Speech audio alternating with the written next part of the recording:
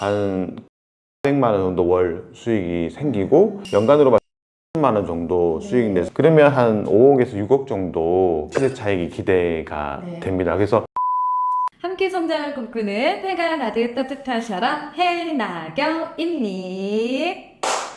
자, 오랜만에 이제 신축에 관한 저희 상가주택 사업에 관한 이야기를 좀 해볼 텐데요. 그래서 제가 이제 어떻게 상황이 진행되고 있는지 하나하나 살펴드릴 텐데 오늘은 맥밀라님과 함께 제가 과연 투자를 이렇게 해서 현금 흐름을 어느 정도 보는지 수익을 얼마큼 낼 수 있는지 그 얘기를 좀 해볼까 해요. 그래서 저는 1차적인 목표가 이제 땅값을 키우는 게 목표이긴 하지만 상가주택 임대업이 좋다는 게 뭐겠어요. 월세를 받고 현금 흐름을 만들어낼 수 있다는 거잖아요. 자기 자본이 한 6억이 조금 안 되고 총 사업비가 20억 가까이 되는데 그러면 그에 대한 이자가 많이 나올 거고 그러면 그 이자를 제하고도 얼마의 순수익을 얻을 수 있는지 뭐 그런 이야기를 좀 해볼까 해요. 맥밀라님하고 함께 이야기를 좀 나눠보도록 하겠습니다. 지금 우리 해나경님이 마포구 신수동에 토지를 사서 신축에 관련된 진행사항을 나누고 있지 않습니까? 네. 물론 이제 입지의 중요성도 중요하지만 하나 간과하지 말아야 되는 게 수익성이라고 생각을 해요. 토지의 힘으로서 시세 상승을 일으켜 주지만 결국엔 내가 신축을 해서 그 건물에서 나오는 월세 또는 보증금이 내 건물을 유지 관리하고 또 부가 수익을 낼 수 있어야지만 이 신축 건물을 지속적으로 보유할 수 있다고 생각을 하거든요. 그래서 오늘은 신수동 토지가 수익성 관점에 얼마나 좋은지에 대해서 한번 말씀 좀 나눠보도록 하겠습니다. 입지하면서 잠깐 요약하자 보면 대흥역, 한정거장 전에는 뭐죠? 공덕역. 그 전에는 뭐죠? 몰라요. 효창공원역. 용산이죠. 용산하고도 두 정거장이면 충분히 갈 수 있고 공동의 중심 상업지 역할을 하고 있거든요. 근데 지금 여기까지 밀려올 수 있기 때문에 향후의 개발에 대한 기대 차익이 된다라는 부분이에요. 그래서 이제 이렇게 해서 지번에서 확인이 되면 수익성 분석에 대한 첫 단추가 뭔지 아십니까? 우리 수업을 배웠었잖아요. 네, 배웠죠. 대답을 잘해야 됩니다. 지번이 나오면 뭘 우리가 찾아봐야 되나요? 토지 이음이요. 그렇죠. 아, 다행이다. 맞았어. 이게 바로 토지이음에 들어가면 이제 지번을 넣으면 나오는 토지이용 계획원이에요. 이 토지이용 계획원에는 토지의 지목, 면적, 그리고 공시지가, 건폐율 용적률을 어떻게 이용할 수 있는지에 대한 부분, 지역지구, 건축에 대한 제약 요인이나 혜택 요인에 대한 설명을 하는 부분이 있고요. 이게 실제 우리 토지에 대해서 축적을 1대300, 그러니까 1대300 스케일자를 재면 이 면적과 도로를 알 수 있게 됩니다. 그렇게 해서 수익률 분석을 할 때 제일 중요한 게 뭐냐면 저희 면적을 먼저 보는 거죠. 면적이 109제곱미터여서 한 33평. 이종 일반 주거지역 같은 경우는 지역마다 틀리지만 서울 같은 경우는 건폐율 몇 프로? 건폐율은 60%. 용적률은? 용적률은 200%. 역시 맥밀란한테 배우신 수제자답습니다. 건폐율 같은 경우는 토지의 바닥의 면적 그리고 용적률은 얼마나 위로 쌓아 올릴 수 있느냐라는 부분이라고 보시면 될 것 같고요. 이 토지는 정말 좋은 게 여기 전면에는 4m 도로가 있고요. 여기 안쪽에 3m 막다른 도로가 있어요. 그래서 35m 이내의 막다른 도로는 3m만 확보해 주면 되거든요. 그래서 건축성 후퇴도 없이 좋은데 막다른 도로가 있어서 여기는 우리가 코너가 적용하지 않아서 건물이 바로 똑바로 올라갈 수 있는 그런 부분이 있습니다. 그래서 이 토지이용 계획원 통해서 각 층의 면적 그리고 1조사선하고 대지안의 공지 등의 어떤 건축법에 해당되는 부분 확인해서 분석을 하면 우리의 수익률이 어떻게 나오냐면 이게 이제 제가 분석하는 수익률이에요. 여기 같은 건축 개요 같은 경우는 물건지수소, 지역지구, 그리고 우리 전체적인 토지의 면적, 이 토지 같은 경우는 1조사선 영향이랑 건폐율 용적률 했을 때 4층까지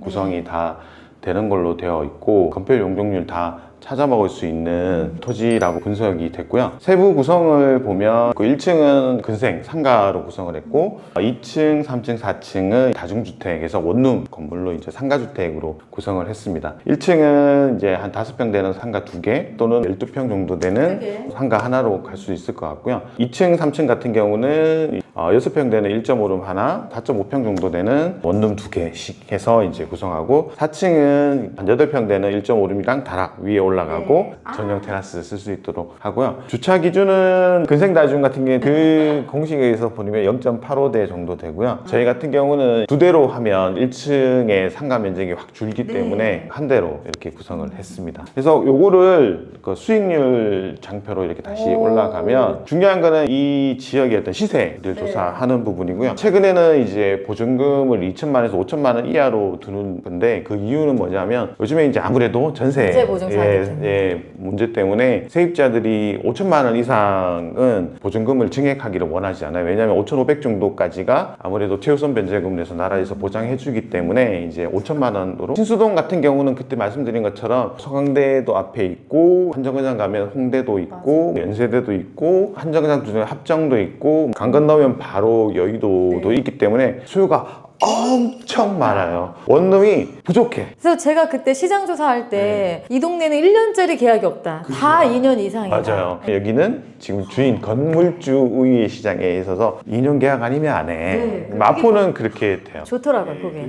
그래서 여기 같은 경우는 임대가가 사실은 동작구나 관악구보다 훨씬 높아요.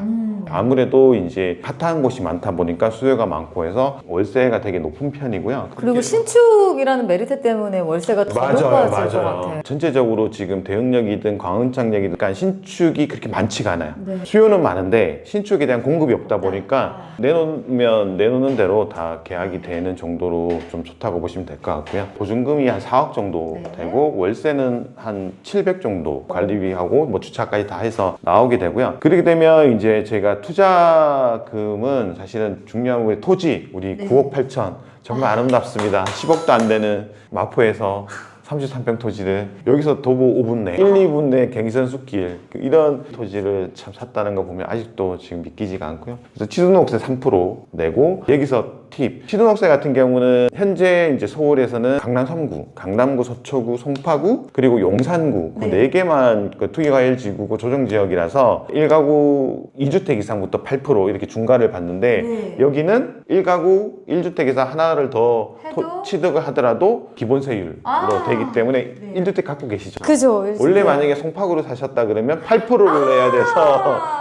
8천만 원의 취득세를 내야 되는데 3천만 원으로 한 5천만 원 정도 세이브가 되는 거죠. 건축비 같은 경우는 통상적으로 이제 100평 기준으로 8억 5천 정도 되는데 좀 세이브해서 가성비 있게 7억 5천 정도로 하고요. 설계비, 감리비는 3천, 뭐 인입비. 그러니까 인입비 같은 경우는 전기, 가스, 수도 이런 거는 이제 외부에서 들어와야기 때문에 그런 원인자 부담금이기 때문에 따로 뺐고요. 잡비 같은 경우는 한 1년 정도 신축하는 과정에서 필요한 어떤 보존 등급이라든지 이자라든지 관련된 비용 한 1억 정도에서 한 20억 정도 안 되는 프로젝트다. 그럼 여기서 포인트는 일반 매수를 하려는 분들의 걱정이 이자 충당을 어떻게 해? 인데 맥밀란님께서 내 자기 자본 필요한 세팅이 이자를 포함한다는 거. 그래서 내가 가지고 가는 동안 이자 때문에 이제 막 마음이 쫄리거나 걱정할 필요는 없다. 이 부분이 좀 중요한 것 같더라고요. 그래서 이자를 포함한 예산으로 맞춰 주셨습니다. 그래서 이제 보증금하고 대출 확인하면 나중에 완료되면 한 12억에서 13억 정도 회수가 되는 구조로 되고요. 그렇게 되면 나중에 이제 대출 이자를 한 4% 정도 빼면 한 그 400만 원 정도 월 수익이 생기고 연간으로 봤을 때는 5천만 원 정도 수익이 내서 내 투자금 대비했을 때 한 7% 8% 이상의 수익률이 날 수 있는 구조다. 그래서 예상 매매가 같은 경우는 이제 우리가 보증금 3억 9천은 나중에 회수되는 부분이고 나머지 이제 월 수익이 690만 원. 원래 이제 735만 원인데 690만 원 잡은 거는 이제 청소를 해야 된다든지 세대 공용 전기세라든지 그리고 이제 엘리베이터 점검 비용이라든지 이런 비용을 빼고 순수하게 이제 우리가 가져갈 수 있는 게 한 690만 원 정도 되고요. 적절한 매매 가격이 한 24억에서 25억이라고 판단했고요. 그러면 한 5억에서 6억 정도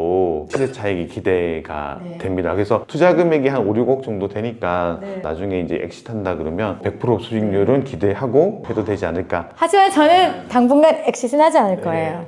마포는 지금 뭐 평당 3천, 4천 얘기하지만 아마 5년, 10년 내에 평당 5천, 6천 이상 할 수 있는 지역이라고 생각하니까요. 이렇게 해서 유지하면 사실은 내가 30평 넘는 토지를 가지고 있고 4층 되는 건물을 가지고 있으면서 임대 수익률이 내 투자금 대비했을 때 한 7% 8% 정도 수익률이 난다라고 볼 수 있으니까 갖고 되죠. 내가 투자하는 부분에서 지금 현재 서울의 어떤 부동산도 7% 8% 정도 수익률을 가져다 주는 게 없으니까 이게 신축의 힘이라고 생각을 해요. 네. 기존에 있는 거를 산다 그러면 수익이 이만큼 나지 않은데 우리가 신축을 하니까 뭐 비용에 대한 절감 부분도 있고 해서 좋다고 생각을 합니다.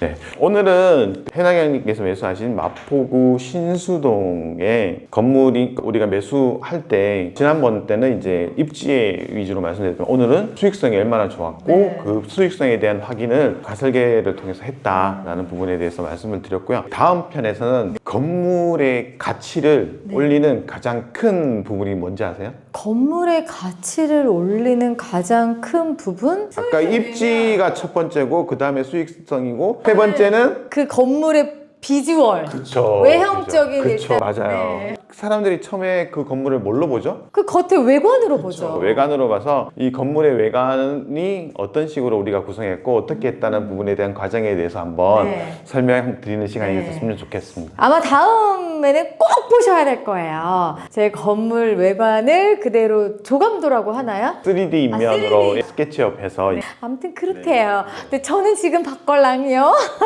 너무 예뻐요. 근데 역대급으로 이쁘고 기자기하면서도 밝고 이쁜 건물이 나올 것 같아서 그것을 바로 다음 편에 소개해 드리도록 하겠습니다. 네, 다행히 남는 장사네요. 이제 금리가 많이 떨어졌으면 좋겠다. 또 어느 정도 이제 떨어질 것 같아요. 그죠? 그래서 만약에 금리가 떨어지게 된다면 어찌 될지 모르지만 저의 수익은 더 늘어나지 않을까 싶습니다. 그럼 저는 또 다음 시간에 뵐게요. 안녕! 구독, 좋아요도 꼭 함께 해주세요.